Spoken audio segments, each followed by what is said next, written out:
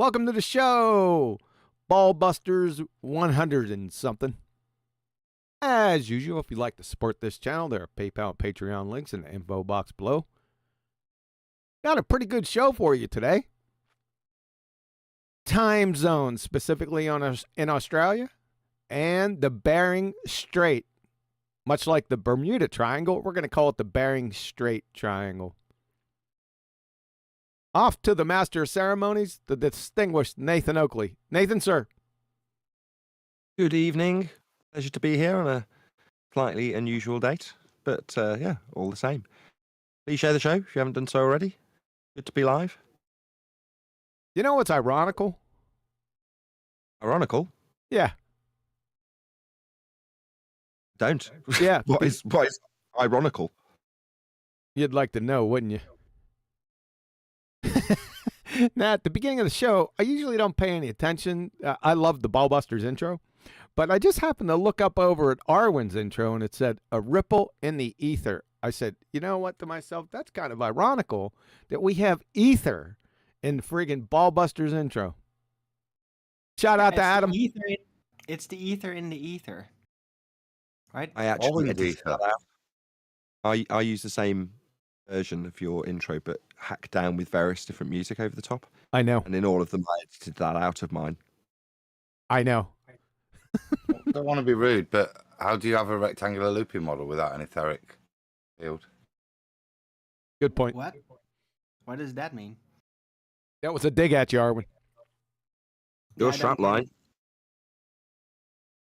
It's a dig at me. Say I've got more work to do. This is what is being asked. There's another slight change required, please. I'm good. Hey, You've got a look, I nice might car. be a ripple in the ether, but I do not ascribe to the ether.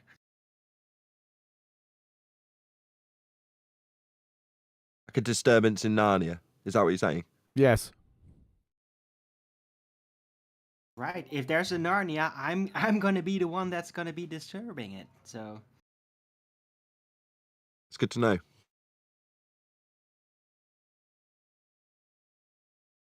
Oh, today we've got Brian and Adam doing presentations, I believe. Is that correct? Yes. It's the one presentation. Sorry. No, go ahead, Brian. It's good to hear from you again. Last minute logic. Thanks for that. You know what I do appreciate? You put slide 1, slide 2, slide 3, slide 4, so I don't have to go back and say, oh, damn, which one did I just save? Yeah, I mean, I wouldn't do that to you. I wouldn't just send you a load of slides and expect you to just walk it out. Adam.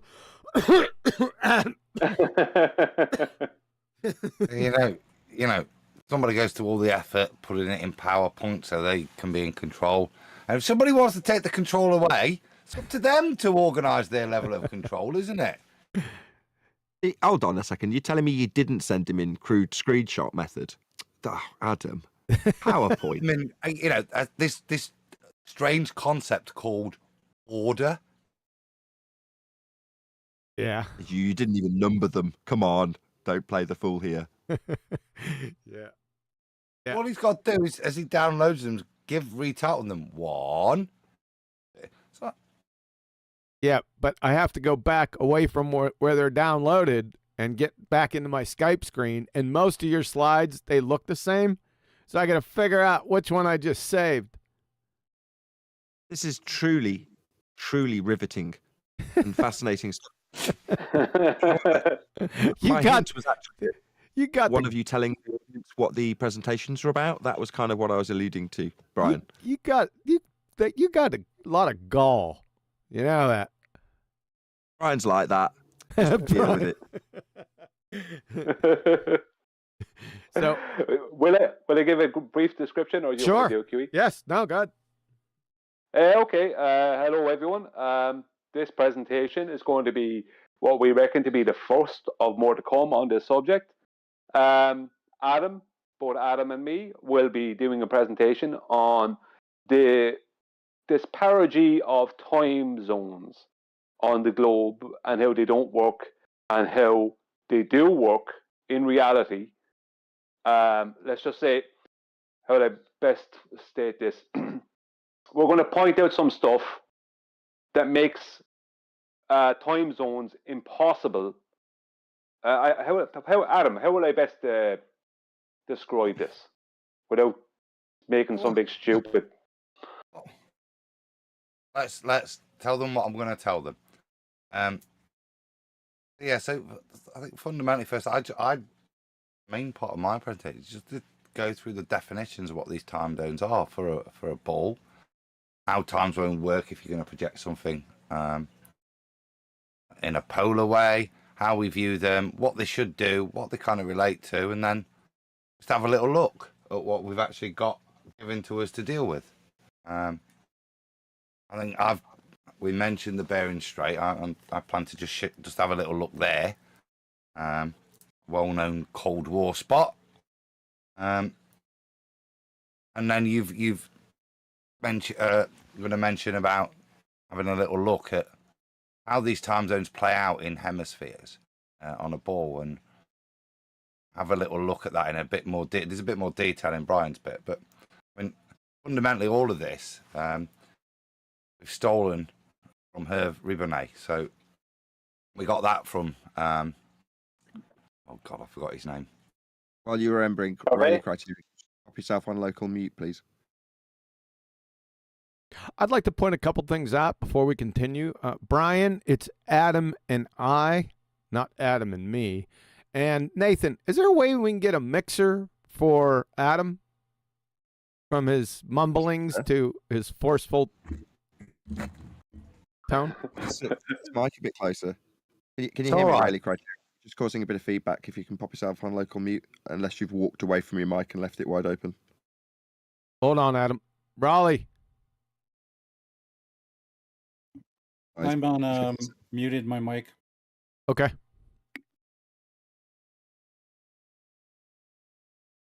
Well, I'll just bring us back basically, on back track. what's going to be Yeah. what's going to be pointed out is something devastating, basically for the heliocentric model. We're kind of downplaying it, but we shouldn't really, because this is absolutely devastating for them. This is an old argument.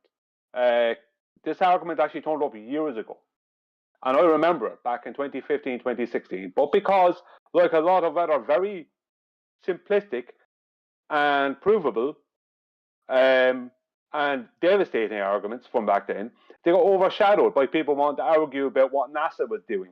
Yeah. And other stupid arguments like that. So because flat earthers wanted to get stuck into the weeds and argue about things they didn't even understand at the time, and beg the question with the ballers, a lot of these very good arguments, just like the Horizon argument, got lost in the weeds, unfortunately. But this basically... I'll take credit for that. I was just to back you up. I was that guy. I did cover this back in 2016 and then started talking about NASA. I was that guy you're talking about back then. Do you like Patricia Steer as much as I do? Oh, shut up. He's lovely. But yeah, that's what happens with a lot of good. It has happened with a lot of very good arguments. This is absolutely devastating for the globe. Absolutely. We are definitely downplaying it too much. This is destruction for the globe. Brian, as we've said, Adam.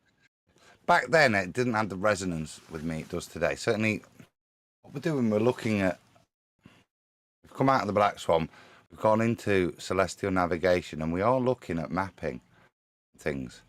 I'd say this guy Hervé Ribonnet has done some really good stuff.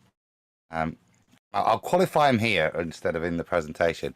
He's a sailor, you know what I mean? He's done all the Southern Atlantic boat races, and this is where he's kind of sharing his knowledge from. So this is kind of old school, but it's coupled with a little bit of his claim, his presentation, and his understanding from being able to navigate the oceans. Okay, so I place credence in it because he's got around these areas that, to be frank, a lot of us aren't allowed to even go to, if we believe these Southern treaties. So there's a lot of credence in it because he's done it from experience, and he's citing that. He's done a number of things: time zones, magnetic declination, and looking at other false constructs within maps. But this is like why I want to take it simple. This first one is literally just to get the down pat of what the initial claim is, why we would use them, and what the relevance is, particularly on a ball.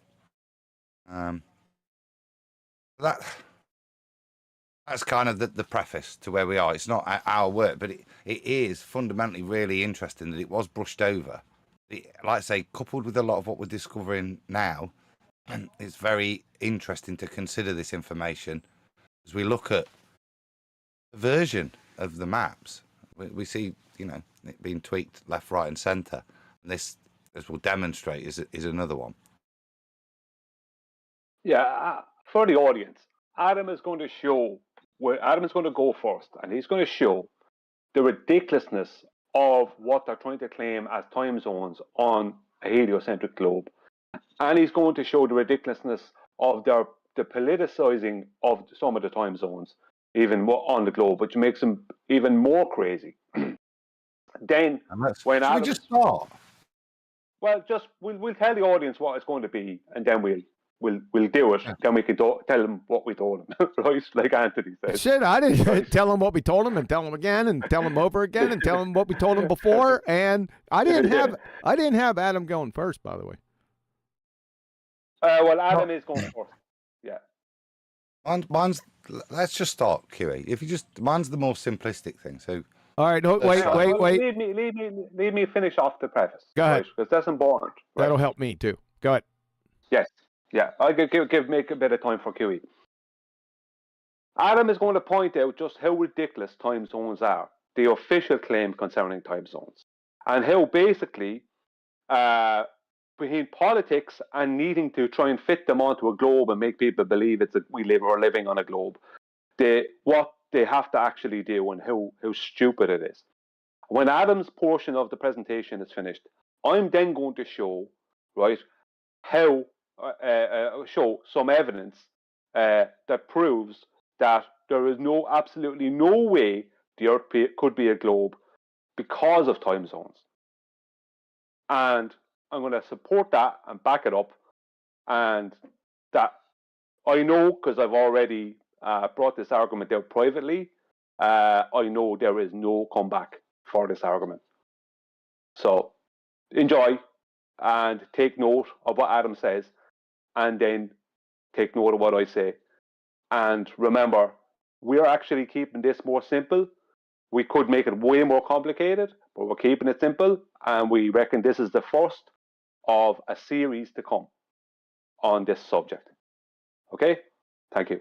Adam, number 1 slide is up. Thank you, sir. Yeah, that's a standard thumbnail we've had, isn't it? I think we've covered a lot, so I suppose the best place to start, John, is if you stick up the next slide, which is a way of viewing it on a ball. And I want to start with that, which is important in terms of future claims, we say. And I'll come to a polar projection based on Polaris later, but for now, if we look at this, hopefully most people understand this is how time zones are created. That kind of, like a basketball, isn't it? The way the ribs on a basketball are, and therefore they start at the rotation point. As they approach the equator, they get wider, and then as they leave and go to the southern pole, they get narrow again. Each one has an equivalence of 15 degrees and therefore 1 hour. I think we're all familiar with those ball numbers.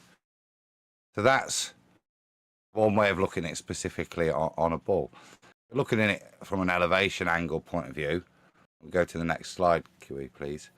There's no difference, is there? But fundamentally, the lines of longitude are relative same. The way in which the land masses are described are different, but the way in which the time zones are experienced is exactly the same. There is some differences, like I say, with regards to the land masses, and we'll probably come to that with Brian's bit. Now, there's ways and means of mapping this. We'll go to the next slide. That's another way of doing it in a more basic Mercator projection. I may come to this one, but fundamentally, it's starting to make a little less sense as we go to these maps, because as you see here, as we start to actually plot them out from what the original definitions in the previous 2 slides were, we start to see the realities in claims in the real world, what the time zones are and where they're adjusted to. So we can look at that, and it's a little confusing. Maybe the next slide, QE, if we could. That gets even more confusing. A lot of the mitigation, this is the reason this all looks so messy. I won't go into too much detail now. It is political reasons. I'd like to address them first point. So if we look at the way these things are, these shadings are variances from white. So anything white is got a particular solar midday in this graph.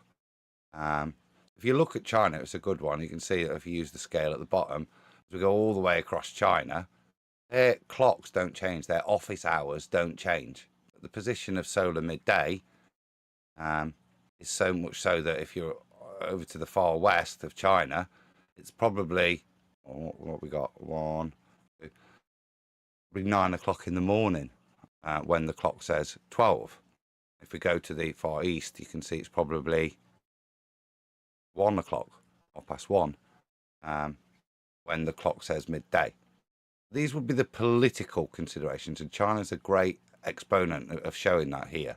How we can take one time zone based on the capital city and demonstrate it the others. There are other examples. If you look at Britain and Ghana, for example, that shows they're on the same line of longitude and they have the same midday.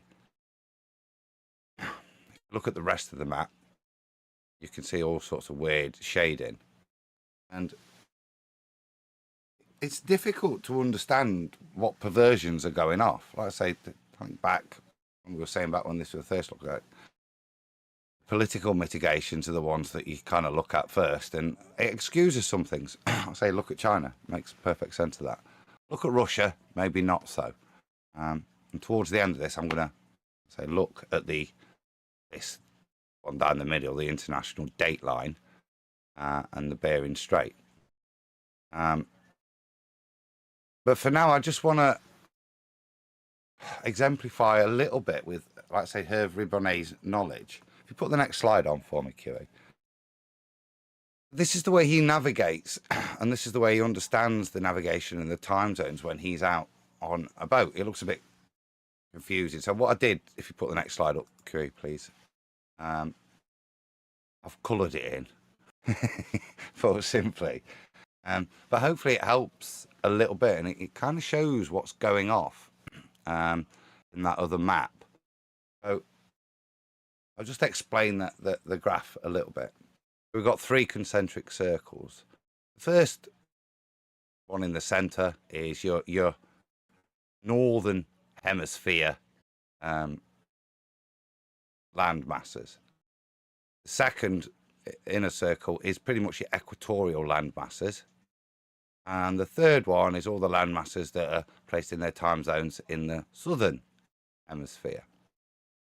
And I'll just go with the headlines on the side first. So in this first central one, you'll see that there's actually, obviously, if we go back to the beginning, there should be 24 15-degree time zones. That's the logical thing, and they should fan out. However I present it, they should be equivalent based on lines of longitude. But as we see here, we've got in the North Equator 22 time zones. So there's 2 missing. And if you look here at the bottom, Bering Strait, this international date line, this is where these 2 time zones are missing at the centre. 24, and when we start at 3, we get to Alaska. If we go to where the path of the sun is observable, i.e. between the tropics and the equator, we have 24 perfect time zones. Which line is that? Go to the... Sorry, Adam. Sorry to interrupt. Which line is that? The central inner line. Which line do you mean? Say it again. Sorry, my son was shouting as well. Which line do you mean? So you said when you're at the equator or the midpoint. Right. So if I'm on an equatorial landmass, as we understand, so within those land masses are within the tropics, then we've got this center circle, the middle one, which if you see, follow it all the way around, is numbered 1 all the way through, as it should be, through to 24. 24 time zones are commensurate. There's nothing obviously wrong there. This is dealing with equatorial land masses. When we go to the sea and we deal with southern hemispherical land masses, the way it's plotted out, look, is you end up with 32 time zones. So you end up with extra half hours.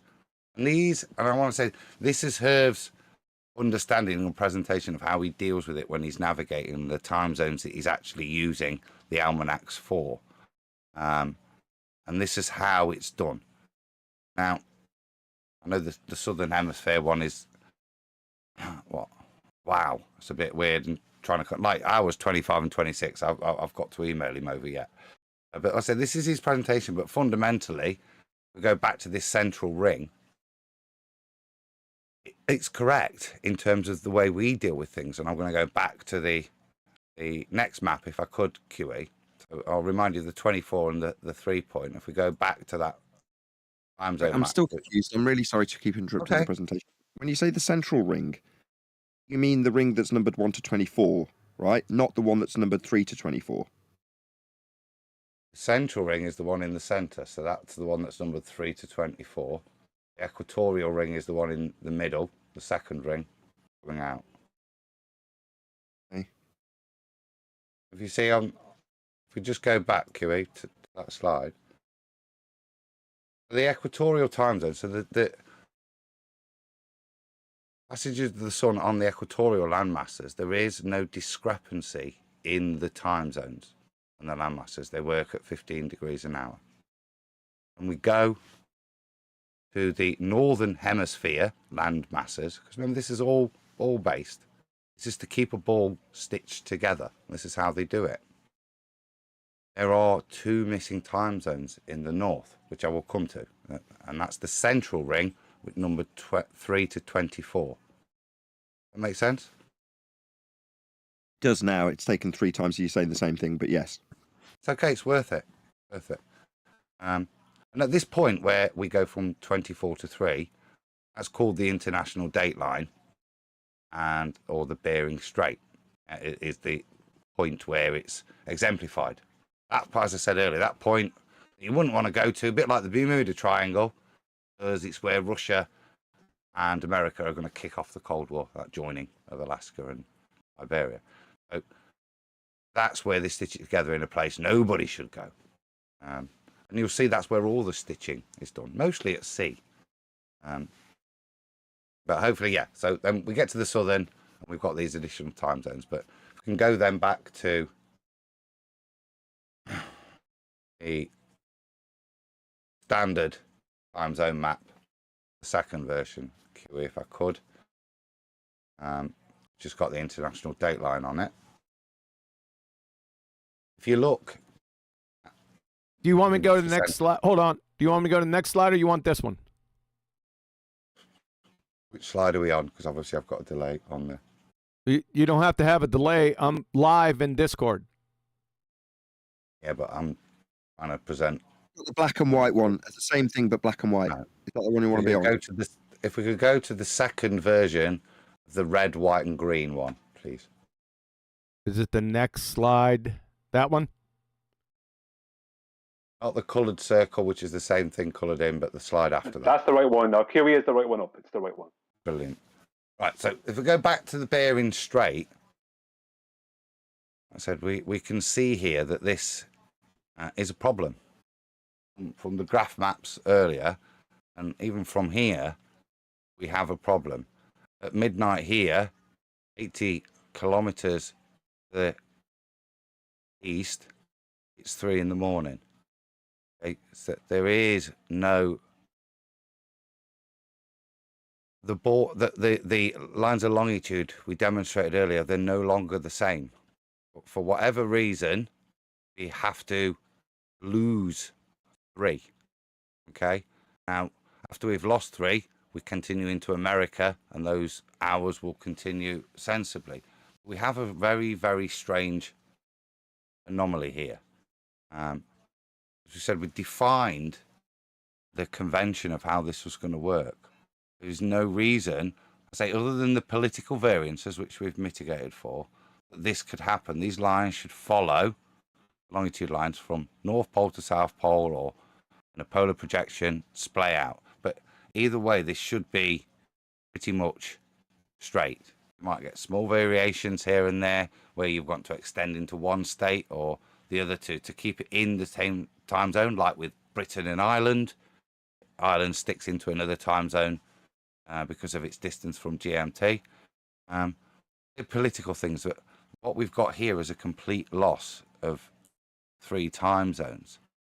And this is kind of where I want to round out, because there's not a lot more to say other than if you follow it down, this international dateline. The first thing is look at where the international dateline goes after it shoots off southwest out of the Bering Sea. Then it jigs across, and then if you follow it down, sorry.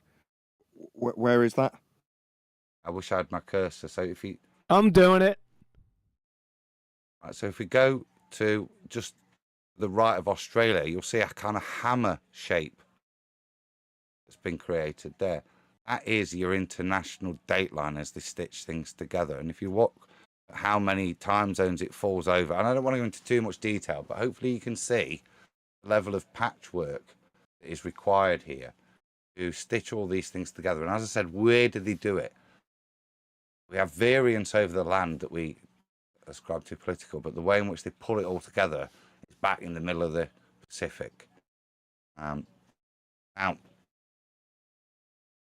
we're all used to this configuration, and we're because of the way the maps we have now are structured, we're used to this configuration at the Bering Strait. Some of the map knowledge that Irv mentions, and some of the historical stuff I'd noticed as well. These are areas where there are discrepancies. If we just go to the next slide, please, Q, the Gleason's map. Ask a quick question. Why is it called the Bering Strait? Probably some bloke called Mr. Bering, I would imagine. It's more the straight bit, given what I'm looking at. I like that. That could be quite pertinent in this next point, Nathan.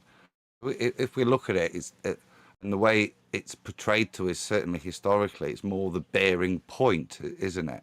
A point where these two large land masses, and if we look at just even this Gleason projection, that's exactly what we see, the kind of two points of the land masses meeting at this 80 kilometers apart point. Sorry. I was going to say that the term finding your bearings might be connected to it. Maybe. Well, I'm more the point that it's not a straight. You wouldn't really call it a straight here. And I just want, before I move from this slide, hopefully you can see the big V that occurs from the point of the Bering Strait. Everything diverges a little bit, and then absolutely loads to the point that the coastlines of the Chinese, Russian landmass and the American landmass are pretty much 180 degrees apart.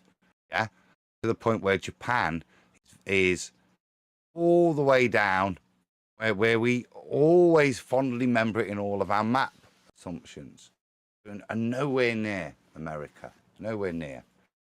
Massive separation. And what Herv's suggested in some of his stuff is that if you actually take and put these time zones back in, and magnetic declination as well, these things will come back and you might get a Bering Strait. Now, I'd like to go, I'm going to finish with pure conjecture. I'm going to go, and if we go to the next slide, QE, it's probably one you're all familiar with. And this isn't great, but this is the catalogue that I'm taking it from. So if we go to the next slide, QE, this is actually a hemispherical polar projection of the globe from this time. Look at the other land masses. Look at where they're portrayed. They're all portrayed very, very accurately. They all have correct lines of longitude, all at 15 degrees, yeah, to give us a consistent, even grid. When they do that, look what happens. The Bering Point becomes the Bering Strait. And really sorry. Really, really sorry. Where's that on this? Can't see I it. will come to it if you just give me a second. If you look to the center, you can see the Hyperborean mass. If you go to 9 o'clock, this is the Bering Strait now. Okay, and you Dotted see line is Bering Strait. no. Are we on the final picture, QA? That one? One from The wrong picture, yeah. It's the final picture, please. I'm on the final picture. So if you look at the final picture, try to align it so it's in the same orientation as the Mercator map. So just describe what I've got.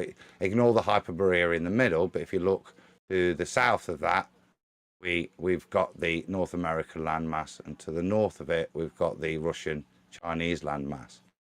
Now, if you look at the angle based on the lines of longitude, yeah, are correct for everywhere else in Europe, Africa, Indo-Asia, everywhere, North America. Look at the discrepancy that's created at this international dateline, just at this one point compared to 500-year-old maps.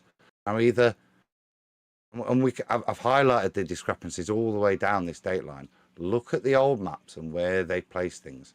And I'll finish with this point because it's good.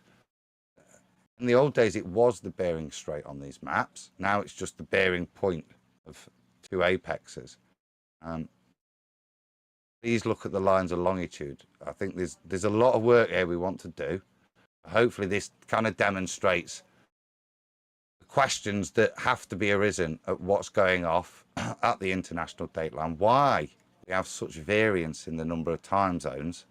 And now I'm going to hand over to Brian with a little bit more specifics, because we've mentioned hemispheres, and hemispheres are important in their claim. So Brian, I'll hand over to you with regards to having a look at Australia and North America. 1 second. Before you go to my QE, before you go to my slides, I'd like to use 2 of Adam's slides. Briefly. Oh, jeez. Yeah, Well, nice. Just tell him which number it is, Brian. yeah, I the first one I want is the one that has the green and the red. It's the universal transverse or the UTC. Number 3. No, 4. UTC map. 4, 5. Yeah, UTC map with the date line that's all messed up on it, and there's the red and the green and all that. That's the Oh, the yeah, first one. I know exactly which one that is. I'm trying to tell you, it's the green. It's the one that shows the universal transverse Mercator map. And that one. yeah, and the hammer for the international dateline. Yes. There you go. Yeah. Thank you. Okay. So I'm going to speak about that one briefly, and then the only other one I want to use is Adam's coloured in circles of time zones. Hold So he on. has the 22. Yeah, that's the next one I'll use. I'll wait for you. Dun, dun, dun, dun, dun, dun, dun, dun, dun, dun, dun, That dun, helps. dun, dun. Okay, you tell me when you're ready to go. Yeah, I'm ready. 1 second. Okay. Dun, dun, dun, dun, dun, dun, I'm gonna dun, pond you dun, one. dun, dun, dun. Ready? Somebody mute Nathan. Good. Thank you. Okay, just very briefly, I'm just going to give a quick description of this because this is important for people to understand, because I don't know if everyone understood what Adam was saying about it. Where it shows white on this map here, right, this time zone map, white is correct solar time. Anything that isn't white is not correct solar time. That's the best way to describe it. So green is not correct solar time, red is not correct solar time, which means that anything that is not white has been messed with. That's the best way to describe it. If you look at Sydney down around Australia, Sydney is in the white, but there's a bit of green north of Sydney, let's just say, but up far north, up on what's known as the Gold Coast area. Then you have a lot of red past Sydney, and then you're back into green. Then you have white again, but then it starts going red again over towards Western Australia to Perth. So the point Adam was making with this is that the white is correct solar time. Everything else is not correct. Now, if you look at somewhere like Argentina on it, it's bright red. Like, what is going on there? That's the point. So they're messing with your, to keep you believing that you're on a globe, and there's also the their own politics, just politics getting involved. This is the nonsense they have to give you, right? To try and make up time zones and make you believe all kinds of absolute rubbish. Okay? Kiwi, if you would go to the second one I asked for from Adam. Yeah, I remember that one. The one where there is the coloured circle. The coloured circle where he shows the three separate circles of time zones. You have 22, 24, and 32. Oh, God. No, just keep going. I'll keep going. That one. That's the one, yes. Okay. This one here, right? What are we looking at? Right? What Adam was trying to explain, because I think people didn't understand what Adam was trying to say, right? Not the center circle, not the outside circle, the middle circle that's between the center circle and the outside circle. The middle circle is referencing between the tropics. That's from the Tropic of Capricorn past the equator to the Tropic of Cancer, right? And it has a perfect 24-hour time zone, right? That's what I was That's what I was trying to figure out. So the two lines, the center line and the second center line, is between the tropics. That's where you've got your perfect 24 hours. That's what I was trying to get out of Adam. Thank you. No. The circles. No. So this is Adam, leave. Yeah. Go on. I'm just here to be ignorant. I'm not intentionally being ignorant, but I am. So I want you to explain it because I don't understand. I'm representative of the audience. So yeah, go ahead, Brian. Yeah. Basically, all that matters is not the center circle, not the outside circle, the middle circle that's between the two of them. That is the actual time zones, the 24-hour time zones. That is it. One in the center is made up. It's messed with, it's manipulated. The one on the outside is made up, it's messed with, manipulated. The easiest way for you to prove this to yourself is ask yourself, does a 24-hour day exist? And then ask yourself, does a 78-hour day exist? Because according to this, right now, I am kind of adding a little bit of fluff to it, but they're showing 78 different time zones here, not 24. So does a 78 different time zone day exist? No. 24-hour time zone exists. That's all that exists. So anything in the center circle, and anything on the outside circle is complete and utter made up rubbish, manipulated rubbish. The only thing that matters in this is the second circle, the one between the center and the outside. 24 hours. That's all that's in a day. That's how a day is defined, based off of a 24-hour solar day. That's all that matters. Anything that anyone wants to come at you with to do with politics or this or that or nonsense, or it says this in this book, or it says that on that website, that's all rubbish. They're literally, anyone who's coming at you trying to support this is literally, and I mean this, literally denying that we have a 24-hour day. Now, thank you, Kiwi. I'm finished with those two slides. If you can go to... All right, give me a minute. Give me a minute. Yeah, no rush. No rush at all. Thank you. Because I got to get it. I'm going to bubble you. You punk son of a bitch. Tequila. In terms of validity, that's Herv's drawings from his experiences. What I've tried to highlight, probably poorly, is look at the center circle. His claim is there's two missing time zones. There's only 22 hours. When you look at the map and at the Bering Strait, those 2 hours disappear. They don't have 24-hour day. Phileas Fogg would have real problems traveling around that point. Yeah, there isn't 24 hours in that northern zone. It is not commensurate with the 24 that do exist in the equatorial zone. And like I said, God knows what's happening in the Pacific and the Atlantic.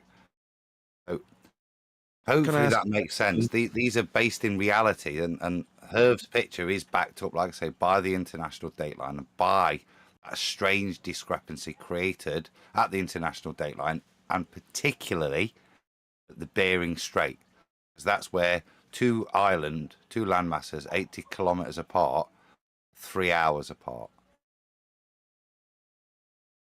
Okay. Yeah. I understand the discrepancy, but I'm struggling at this point, unless this is going to come in the conclusion later, to understand how this relates to globe Earth and flat Earth. They had to. They literally, besides the political side of it, they had to manipulate the time zones to make people believe that they're on a globe for navigation and other purposes. I'm not going to go into all the details of it because I don't know all the details well enough, but I do know enough. I do know. I have certain details, but there's no point. It only be complicating matters. When I go through what I'm going to go through, it will clear it up. There isn't 22 hours of a day, right, in this at the North Pole area. No, there's a 24-hour day at the North Pole area, and there's a 24-hour day anywhere heading for 90 degrees south. There's always a 24-hour day. A day is only 24 hours. They had to take away 2 hours of the day in towards the North Pole, let's just say the Arctic, let's call it, and they had to add, right? They had to add not 8 hours to south of kind of Australia area, right? Because they have 32 time zones. So you have 22 time zones in around the Arctic. Then you have between the tropics area, you have 24 because that's all there is, right? And then after that, you have 32. It's just complete craziness, right? But I'm going to show here in starting now, right? Just this, what's actually going on, and how this actually relates, and how it absolutely destroys the heliocentric model. Okay? Right, Bri, just take Yes. a breath for a second, because just to address Nathan's point, I think he wants to see the bigger picture. What we're ultimately going to demonstrate is that the North has been stretched, filling things. Right, Brian, can you mute? I need your dog barking. Not my dog. Yeah. But for now, what we just want to show fundamentally is perversions in the map, which are not commensurate with how the map says it's constructed. Now, with regards to the Bering Strait, we've looked at the passage of the sun and said, look, this is how you stitch it together. But that denies the passage of the sun, because suddenly the sun takes 3 hours to pass the Bering Strait if the map is correct. So what we're trying to demonstrate here is that this is just a projection and not a map again.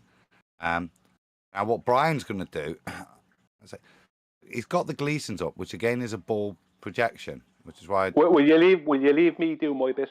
Yeah, I will. Of course I will. Because I have a specific reason. It's me, Brian. It's my fault.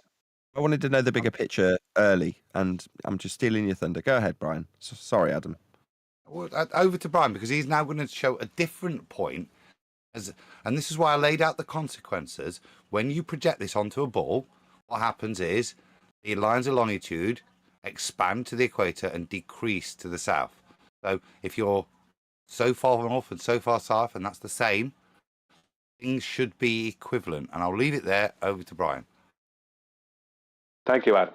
Okay, I'm going to first start with what they call the Gleason's map.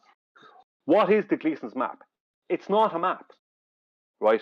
What it is, and it says on it, up towards the top, to the left of it, longitude and time calculator. Now, as you can see, around the outside edge in the red, there is 24 hours, right? That's 24 segments of 15 degrees between longitude lines, right? It's 360 degrees all around, but there is 24 segments of longitude, right? So from the top one to the right, that's 1, and the next one, that's 2, The next one, that's 3. That's 1, 2, 3 hours. And it continues on all the way around till you get to 24 hours. Because we have a 24-hour day, right? It's not mathematics, right? It is just how we use numbers. When I say it's not mathematics, it's not made up mathematically. It's what is determined by the sun, right? It's a 24-hour day. That's what we have, right? 24-hour solar day. And that's why this is a longitude and time calculator and has 24 hours on it. All the Gleason's, what they call map is a 24-hour wall clock with an incorrect map of the world as the background. That's all it is. Because what it has is it shows as supposedly a map of the world, but what it is it's a globe map that has been manipulated and is stretched south of the equator. The north is not perfect either, but it's the south of the equator is really bad, and that's where we're going. That's what I'm going to point out now. Okay, so just I'm focusing on the it's only 24-hour part. We only have a 24-hour day part on purpose, because what you will find when you bring up this topic is you will have our opposition doing their best to deny, without saying it, and most of them without even realizing it, that all their arguments deny a 24-hour day. Now, we all know that's impossible, but that is actually the only argument against this. So, QE, if you would maybe move on to the second slide, please, slide 2. And I'll explain it. Okay, thank you. Okay, what I'm showing here is I've colored in the longitude lines that cover all of America, right, and all of Australia. So so just covering in the areas, right, that they cover. Now, on the Gleason's claimed map, right, you have Australia, right, going between 1, 2, 3, 4, 5, right, lines of longitude, right, and America between 1, 2, 3, 4, 5. So it looks equal, right? So it all seems okay. Well, once you turn it into a globe, it'll unstretch Australia and everything will be perfect, is what they want you to believe, right? So if you could just go to the next slide, please, slide 3, QE, when you're ready. Thank you. And if you could just focus in, QE, on the Australia part, right? Because that's the important part here. And there's a green line I have across Australia there. It's basically the exact same slide as slide 2, but with this green line makes it different.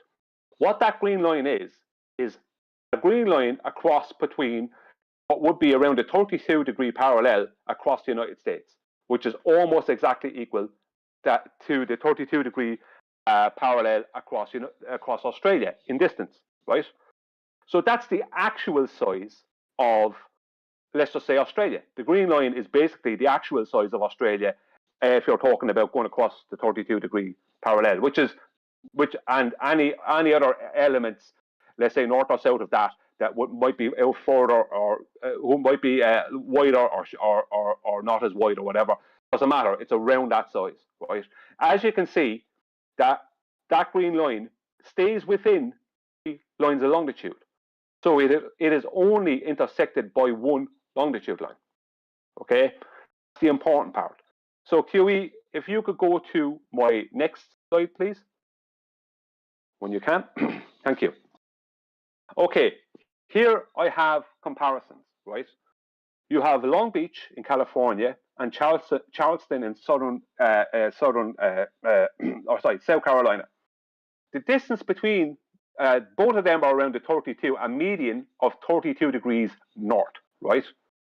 The distance between them is 2,200 miles, right? It's just slightly under 200, but 2,200 miles, right? Then I have Sydney, New South Wales, and Perth, Western Australia. Now, I'm actually using a place called Newcastle, just slightly north of Sydney, right, for the distance. The reason I put in Sydney is because if I say Newcastle, people might get mixed up. They may not know about Newcastle. You may not have heard of Newcastle, and they get mixed up with Newcastle, England, which is the original Newcastle.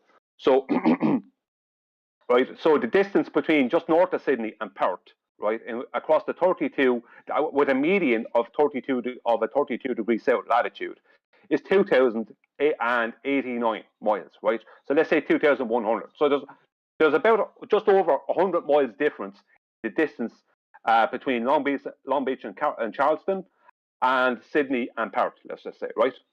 Now, the outside edge of this brown circle here, right, of this tan circle, that is what this is representing basically exactly what's on the Gleason's map. It is the latitude and longitude grid laid out exactly as it should be. Now, I didn't put in all the lines of latitude on this because I didn't want to have them. There was no need for them. I don't need them. I only put in what I needed to have, right? But I'd have all the longitude lines in, right, which shows 24 hours, right? Now, what if you at the very center circle, right, a blue serrated with big serrated, what that is that is the 32-degree parallel north. On the outside serrated circle, that is the 32 parallel south. So they are the corresponding latitudes, 32 degrees north and 32 degrees south, right? The two blue serrated, smaller serrated lines are the tropics, and the black serrated circle is the equator, right? So because Sydney and Perth are south of the Tropic of Capricorn, shown here as south of the Tropic of Capricorn.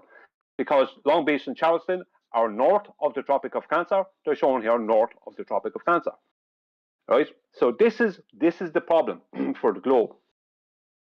Correct local time in Charleston, South Carolina, is always 3 hours ahead of Long Beach, California. Right? Always. Correct local time in Sydney and Newcastle, right, is always correct local time 2 hours ahead of Perth in Western Australia. So they are almost exactly equal in distance, Long Beach to Charleston and Sydney, Newcastle to Perth. Yes, there is a 3-hour time difference. In reality, this is not just like if the Earth was flat or if the latitude and longitude grid was laid out like this, then this would be the consequence. No, this is reality. In reality, there is always 3 hours difference between Long Beach and Charleston, and there is always only 2 hours between Sydney and Perth of correct local time. Now, that is also including any before anyone wants to start talking about anything to do with daylight savings or anything like that. All that is excluded. This is purely correct local time, right? So there is no way on a globe that there can only be 2 hours between Sydney, Newcastle, and Perth, right? And 3 hours between Long Beach and Charleston, right? That can't happen because there are corresponding latitudes, which means that they both have to be intersected by the same amount of longitude lines, which means that Sydney and Perth has to, on a globe, have a 3-hour correct local time difference, just like Long Beach and Charleston. But it doesn't. It has a 2 hours. And the reason it only has 2 hours is because if you look at Long Beach and Charleston, it is the 30 that straight line distance across between Charleston and Long Beach is intersected by 2 longitude lines. Right? If you look at Sydney and Perth, that straight line distance between the two of them at that 32-degree south parallel is intersected by only 1 longitude line. Now, just briefly, QE, if you could just go back to the last slide, just before this, if you don't mind, the one previous to this yet. Thank you.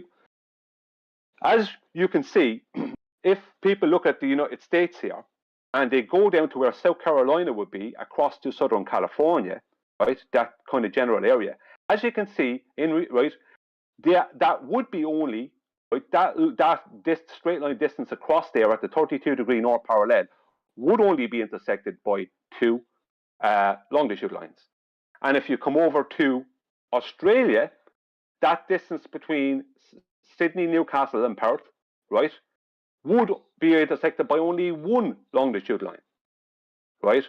And the reason is because the Earth has to be not a globe. It has to be a flat plane for Sydney and Perth to have a 2-hour difference between them, and Charleston and Long Beach have a 3-hour distance at corresponding latitudes. There is no way around it, because there is only a 24-hour day, and there can't be, if the Earth is a globe, there can't only be 2 hours between Sydney and Perth. There can't be. There's only a 100-mile difference in the distance between Charleston, Long Beach, and Sydney, Perth. There's only 100 miles. That's all. Just over 100 miles. That's all the difference is. So, QE, if you wouldn't mind coming down to the slide, the slide, 2 slides down, please. So, past the one we just showed. Yeah, this one. Thank you. Here I have a comparison. Here I'm showing, this is the outside ring is the 32-degree parallel south, and the inside ring is the 32-degree parallel north. What I have done is I've measured the arc lengths, right, between 2 longitude portions of longitude on this southern 32 degrees, and that is 4,410. That's for 2 hours, right? Because you have to remember there is 50. You have to remember they're worked out as 15 degrees per portion, so that's 2 hours. That's 30 degrees between L and K, 30 degrees, and that is 4,410 miles, right, as an arc length. If we do the same for 32 degrees north and we use 3 hours, that would be 3 portions of longitude, that would be 45 degrees. There is 3,143 miles. So just 2 portions of longitude at the 32 degrees south is over 1,000 miles more than 3 at 32 degrees north. What? Yep. And this is proven by. Sorry, do you want to say something, Kiwi? No. Yep, I'm following you. I got it. Yep. And this is proven, to be true by time zones, because there is only 2 hours between Newcastle, Sydney, and Perth, and 3 hours between Charleston and Long Beach. That is there is nothing that is more impossible. There might be things that are just as impossible, but there is nothing that is more impossible on a globe than that. That is just not possible. Okay, so if you just come down to the next slide, please, Kiwi. The green one, when you can. Thank you. Okay, up at the top here, I have, in the darker shaded green, I have the distance between Seattle and Halifax. Then on the next one, I have Long Beach and Charleston, and the next one then Perth and Newcastle, Sydney. Okay, so the distance between Seattle and Halifax, I'm using around, it might be slightly less than this because I'm using a median of the 46-degree north latitude, is 2,760, right? But it doesn't matter if it's a little bit over, right? That's 2,760 miles, right? The distance between Charleston and Long Beach is 2,196, right, or 2,200. And the distance between Newcastle, Sydney, and Perth is 2,088, right, miles, right? Now, there is a 4-hour time difference between Halifax, which is to the west, Halifax, which is to the east of Seattle. So there's a 4-hour time difference between Halifax and Seattle. So if it's 12 o'clock in Halifax, it's 11, 10, 9, 8 o'clock in Seattle, right? There is a 3-hour time difference between Charleston and Long Beach, right? So if it's 12 o'clock in Charleston, it is 11, 10, 9 o'clock in Long Beach, right? But in Newcastle, Sydney, there's a 2-hour time difference between there and Perth. So if it's 12 o'clock in Sydney, Newcastle, Sydney local time, then it's 11, 10 o'clock in Perth. So there is only, if you look at the distance between Newcastle, Sydney, and Perth, and Halifax and Seattle, right, the straight line distance between those 2 locations, there is only 660, let's just say round it off at 660, just over 660 miles. Yet there is 2 hours more of correct local time between Halifax, Nova Scotia, and Seattle. And there's only 2 between Newcastle, Sydney, and Perth, because we only have a 24-hour day, and because the Earth has to be flat. That's the only way that this can be workable, the only way this can be real in reality is that the Earth is a horizontal plane. It cannot be a globe. It just cannot be. For this to be real, which it is, then there is no way around it. It is an unarguable point. If you could just go to the last slide, QE, when you're ready. Thank you. And if you could just zoom in on between those two green lines that have colored in longitude lines, as much as you can around there, because there's two areas I want the audience to see. I have two red rings. Now, Adam and me argued about whether I should use this or not, but I will. I'll use it just for the sake of adding to the argument. The first red ring, which is north, the one that's most north, that is Hawaii. The one that's south of that is Tahiti. Now, both of them are in the same local time. They're both at the same exact local time, and none of them adhere to daylight savings or any of that kind of stuff. That is their correct local time. So whatever time it is in Hawaii, it is that same exact correct local time in Tahiti. As you can see here, Tahiti is there's actually a longitude line between both locations on the Gleason's projection, right? Why is that? If you look over towards Australia, or if you look towards South America or South Africa, as you can see, it's all stretched south of the equator. So what's after happening is on a globe, they've had to place Tahiti in the wrong time zone to Hawaii, because what's at the background of the latitude and longitude grid on the Gleason's map is a globe, on the Gleason's projection, is a globe map, right? And when they flatten it out, it's all stretched. Now, the latitude and longitude grid on the Gleason projection, that is correct. That is the exact way as it actually really is. That's the only way it can work. The latitude and longitude grid comes from flat Earth elevation angles to Polaris. This is where it all comes from. It comes from horizontal plane measurements. So it only works horizontally. It's all based on a stationary plane with a sun that travels around it or whatever, giving us a 24-hour day. That's what it's all based on. But because when they place what Gleason's did, is he just, as I said earlier, it's just a 24-hour wall clock with an incorrect globe map as a background.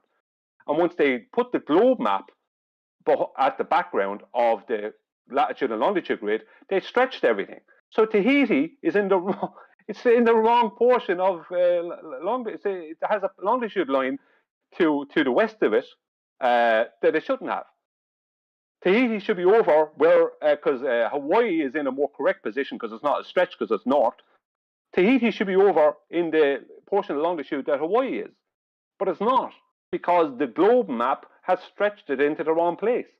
To fit it onto a globe, what's going to happen is they're going to be putting Tahiti in they're putting Tahiti off to the east or whatever of Hawaii when it's not. Now, I'm not saying they're in direct alignment. The point I'm making is the two of them should be between the same two longitude lines. Because if the first green line was, let's just say, that is 9 o'clock, as it shows on the Gleason's map, then the second line of longitude that's between Hawaii and Tahiti would be 10 o'clock, and then the next one, which is in green, is 11 o'clock. So this would mean that Hawaii would have a local time of between 10 and 11, and Tahiti would have a local time between 9 and 10. But in reality, they don't. They have the same local time. In reality, their correct local time is the same, which means that they have to be between the same portion of longitude. There is no way around that. There's just no avoiding that. So what the point that I'm making with this is I could show a whole load more examples of this, but I don't need to, because the America-Australia example, you don't need to go any further than that. There will be more to come, but you don't need to for this argument. But just as to cement it into the ground, the Tahiti-Hawaii positions are wrong because they're using a globe map which stretches everything. Because on a globe, Australia, Sydney is 151 degrees, right? I think it's west or whatever. And I think Perth is 115 degrees, I think west or whatever. Right, so it puts about 35, 36 degrees between them. And there's about 35, 36 degrees between Charleston and Long Beach, right? But that's globe degrees. In reality, if you're using the actual circumference, or let's just say, of what that 32 degrees south latitude would be, in reality, Australia would take up about around 14. You know, at that let's just say the portion straight line distance across between Newcastle, Sydney, and Perth would take up about 14 degrees, or maybe just over it, somewhere around that, not 36, because 36 is to match what's going on north. But the time zones don't match because the Earth is not a globe. The Earth has to be flat, because if the Earth was a globe, then there would be 3 hours of correct local time between Sydney and Perth. But there isn't. There is only 2. And there is only a 24-hour day. And don't leave anyone ever tell you any different. All right. I'm going to summarize. Well, just Let me summarize. Hold on. The Tahitians, they need to pick up and move west, young man. And Australia needs to be kicked out of the 32nd parallel. I can't make a claim like that. What's important is that's supposed to be a globe. Australia and the USA should be commensurate in the number of time zones, the same latitudes, yeah? So they should have the same number of time zones if this is we're dealing with 2 hemispheres. Yep. Brian has shown, and I like the bit in terms of going further north, Brian, and showing how you can get 4 time zones there. And that I like that one. I still don't know what Hawaii's got to do, if anything. But the other one, in terms of the further north, how you get 4 in, makes sense through the. I'd say go back to the original definition of how these time zones are defined from that central point.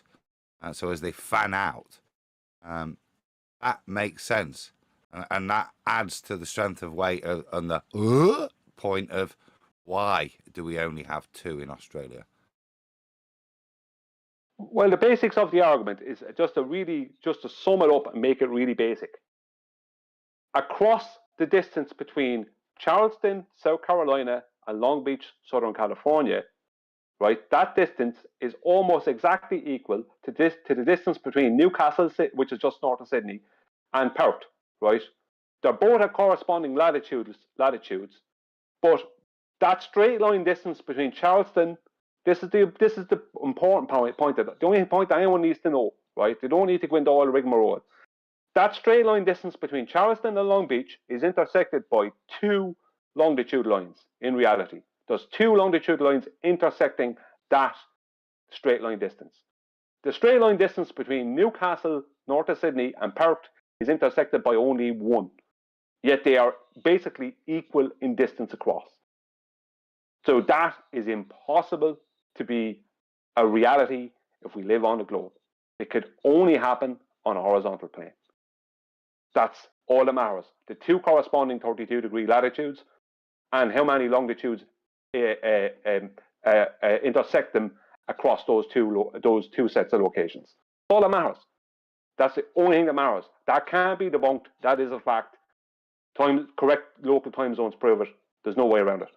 The only arguments I've got have been, basically, as I said earlier, the only arguments I've got against it have been fluff, politics, nonsense, all a denial of a 24-hour day. So if you think you can deny a 24-hour day, then best of luck to you.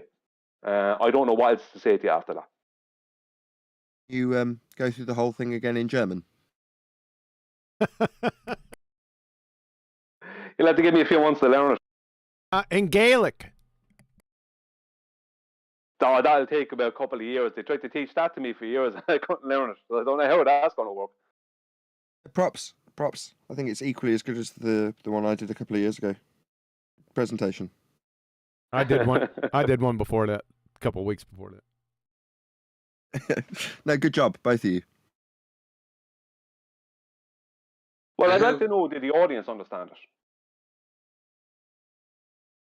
I understood like the time zones and stuff, but I have a question because I actually got in an argument on Twitter about this.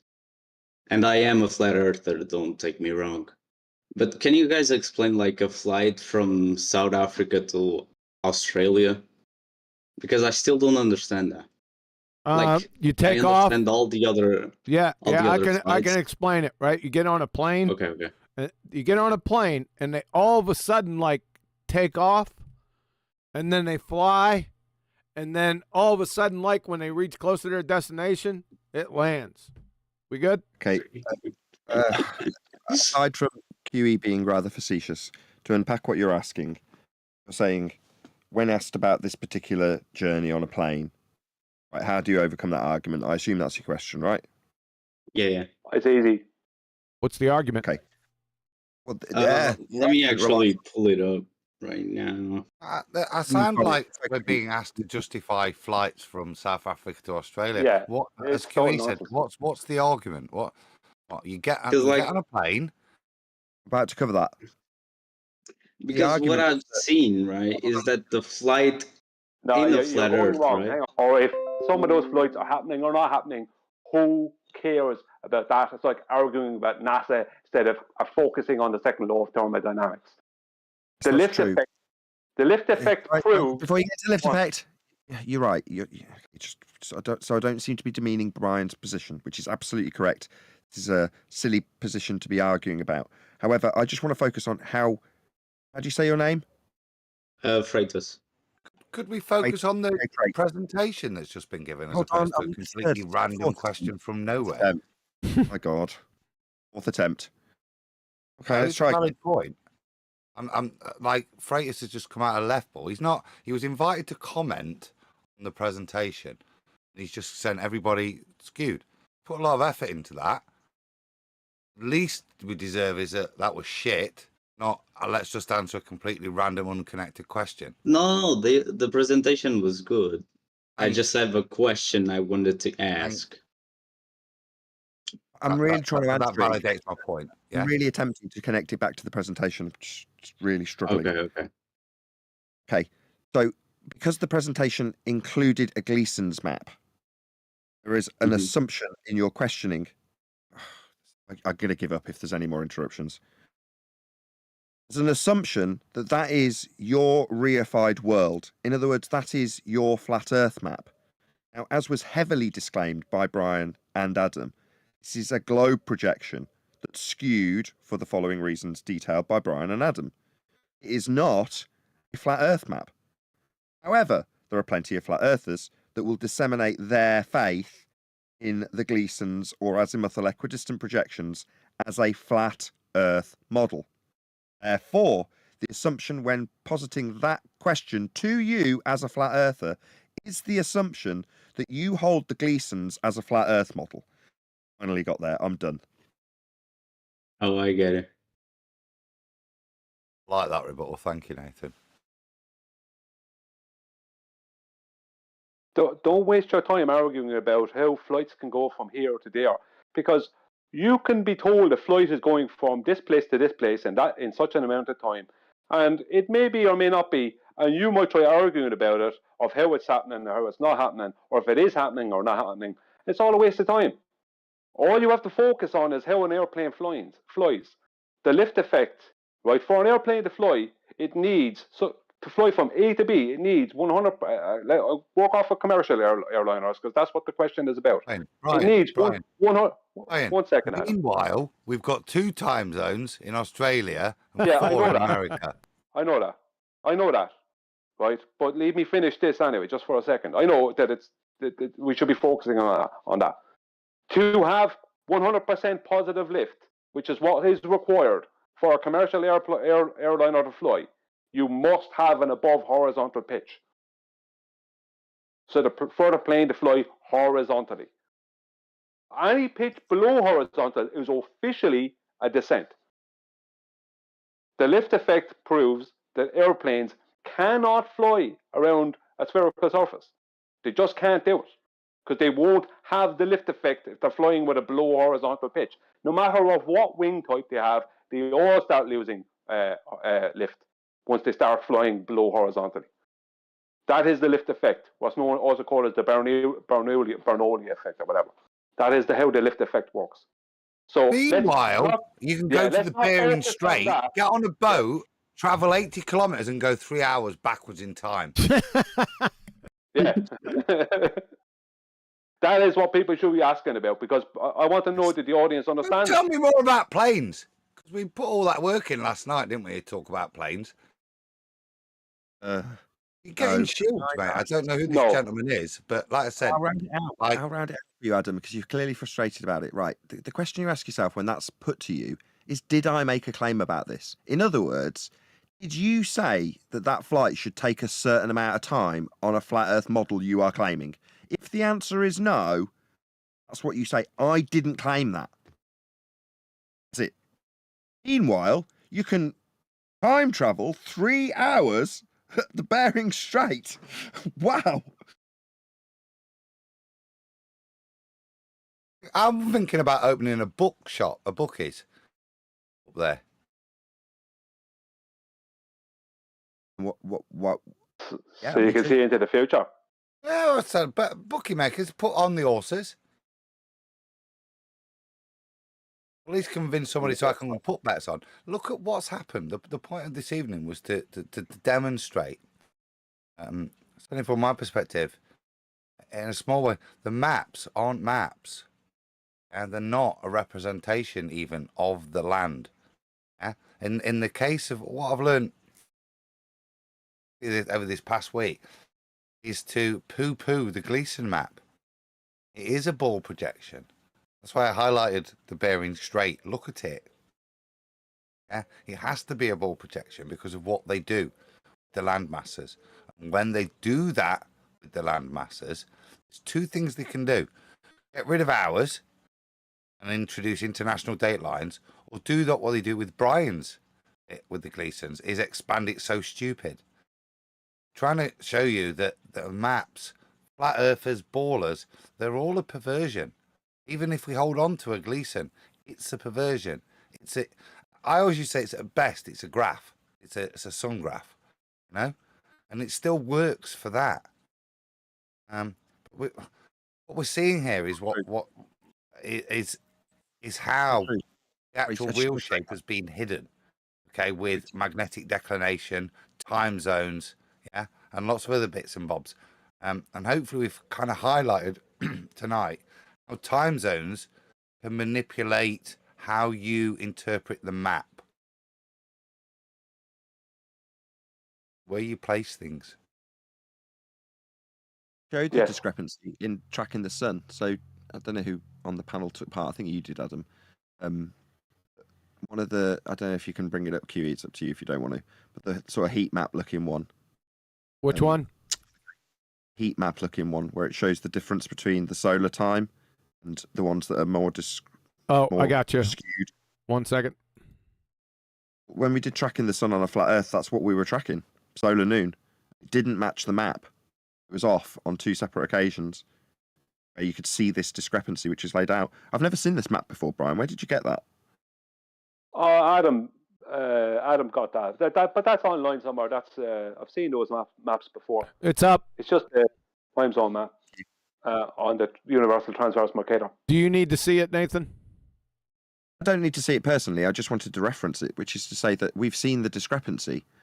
As in, when we did tracking the sun, we're asking people with reference to time and date, which is plotting it in reference to how it's laid out on these maps with the international date line and the Bering Strait and all the rest of it all skewed.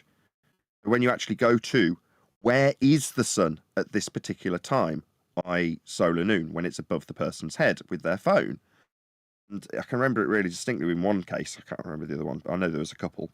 I've been more than a couple, but one in particular really stood out because the woman picked up her flower pot and showed the shadow directly below the flower pot. You know, in other words, the sun was directly above her. There was no doubt about it. And it was off by an hour, time and date.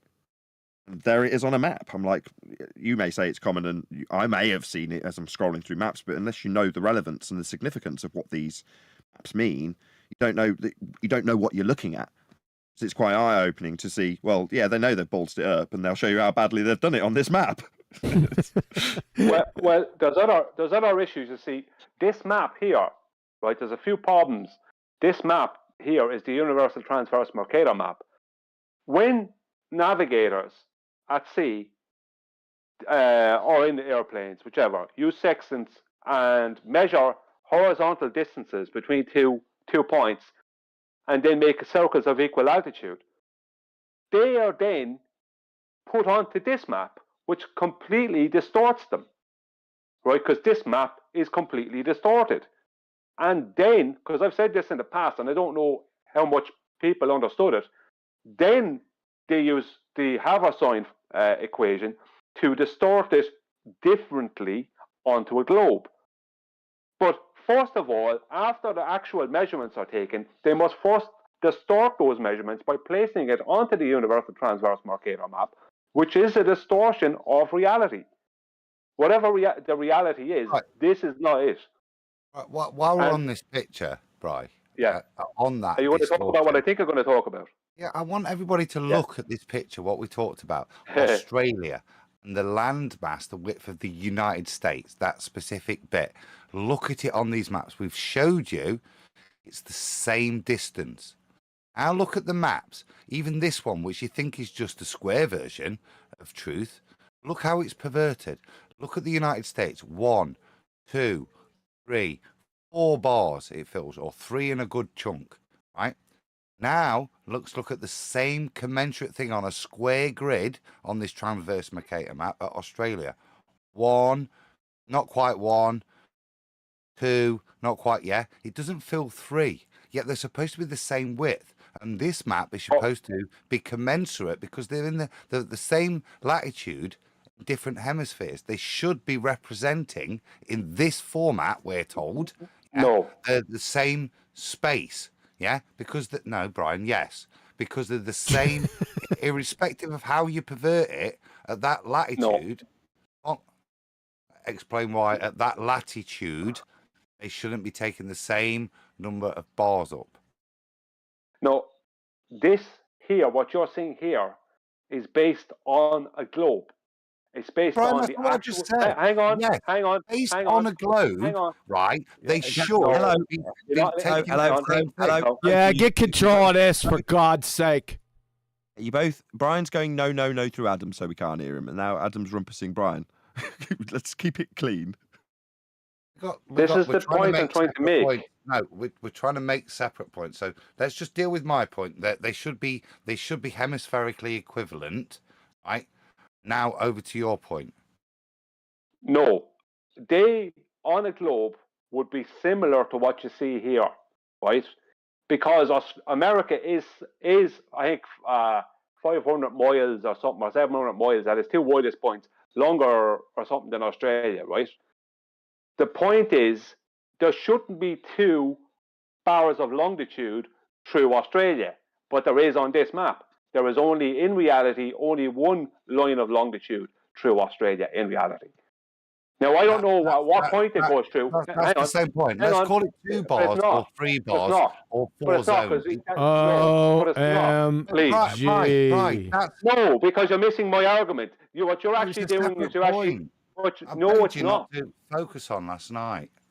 No, it's not a separate point. It's not. That's the whole argument. The whole argument is that at 32 degrees latitude, there are across the United States, it is intersected by 2 longitude lines. But at the same 32 degree latitude south across Australia, across the same distance, it's only intersected by 1. That's the point. See these 2 longitude lines through Australia? No, there isn't. In reality, there isn't 2. There is 1. Now, I don't know where in Australia it intersects, but only 1 intersects it. That's the argument. That's the point. Because I had ballers coming at me with all kinds of nonsense like that. Well, you can kind of make up 2 or 3 and blah, blah, blah. No, you can't. There is only 1. There is 2 hours between Newcastle, Sydney, and Perth. 3 hours between Charleston, South Carolina, and Long Beach, Southern California. That is that. And the only way that can happen is that if there's 2 longitude lines through the straight line distance between Charleston and Long Beach, and 1 between Sydney and Perth. That's the only way that can happen.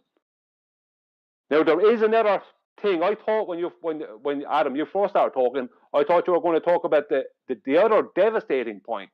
concerning the universal transverse Mercator and the UTC time zones. The one we were looking at last night. Do you know what I'm talking about? I'm not getting any response. QE, you either? Yeah, I'm here. There, if you look at that map again, or the other universal transverse Mercator map, if you put one of them up on the screen, if you don't mind, QE, you will see. Which one you want? Any of the two. It doesn't matter which one, because they both show the same thing. No, of the universal transverse Mercator, not the Gleasons. Is it on your? Is it? Hold on. Is it in your presentation? No, it's one of the. It's the one you just had up a minute ago. You took off screen. The one that from Adams. All right, 1 second. Yeah.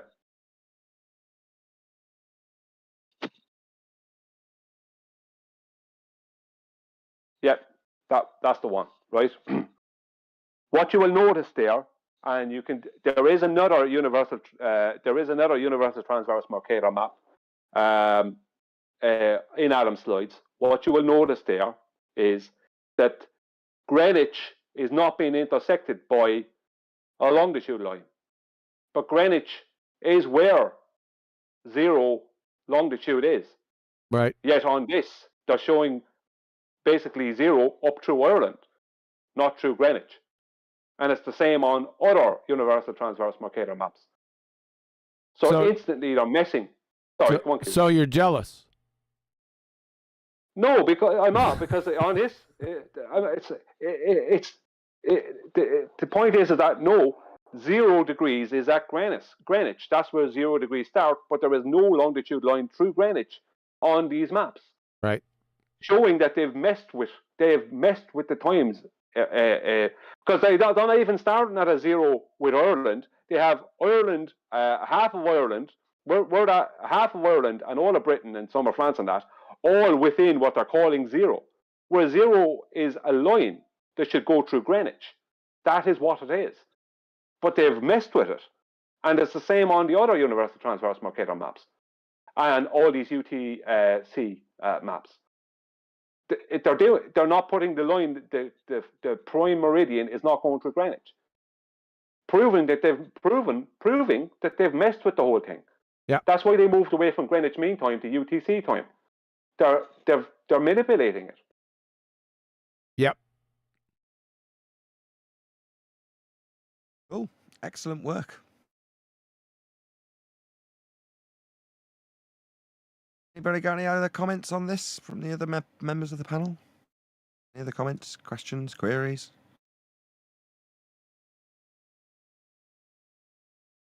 No?